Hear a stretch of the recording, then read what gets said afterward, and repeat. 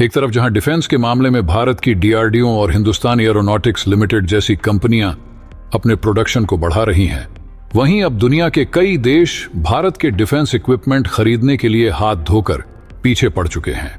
यानी कि देखा जाए तो जो भारत अभी तक अपने देश के फाइटर जेट टैंक और लॉन्च व्हीकल रूस, जर्मनी और फ्रांस जैसे देशों से खरीदा था, लेकिन अब उसी भारत की कंपनियों ने डिफेंस इक्विपमेंट के प्रोडक्शन में इस तरह से महारत हासिल करना शुरू किया कि अब भारत में बने डिफेंस इक्विपमेंट पाने के लिए दुनिया के कई देश पीछे पड़ चुके हैं।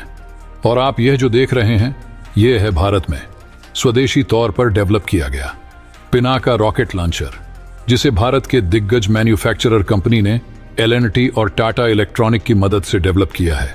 जहां दुनिया के कई देश भारत के इसी रॉकेट लॉन्चर को खरीदने के लिए हाथ आगे बढ़ा रहे हैं। और हाल ही में एक खबर निकल कर आई कि आर्मेनिया भारत से इन्हीं पिनाका रॉकेट लॉन्चर को खरीदने का ऑर्डर भी भारत को दे चुका है। यही नहीं, इसके अलावा गुयाना, जो कि साउथ अमेरिका का एक देश है, वह भारत के एयरफोर्स में यूज होने वाले डोर्नियर एयरक्राफ्ट को खरीदने के लिए भारत के पीछे दौड़ रहा है। पूरी अपडेट किया है, इस वीडियो में समझते हैं। दरअसल भारत की डिफेंस इंडस्ट्री को भी दूसरे देशों में नई पहचान मिलना शुरू हो चुकी है। जैसे अभी तक रूस, जर्मनी और फ्रांस को मिली थी, और जो देश अभी तक रूस, फ्रांस और जर्मनी से ही डिफेंस इक्विपमेंट और खतरनाक हथियारों को खरीदते थे, अब वही देश भारत की ओर मोड़ना शुरू हो चुके हैं। और लेटेस्ट रिपोर्ट की मानें तो आर्मेनिया, जिसने लगभग 2 हफ्ते पहले भारत को 90 की संख्या में टेलरिंग गन सिस्टम बनाने का ऑर्डर दिया था, और वही आर्मेनिया आप दोबारा से भारत के द्वारा डेवलप किए गए पिनाका रॉकेट लॉन्चर को खरीद रहा है।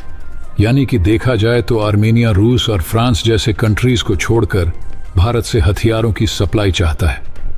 ये जो आप देख रहे हैं, यह है भारत में इंडिजीन्स तौर पर डेवलप की गई पिनाका रॉकेट लॉन्चर।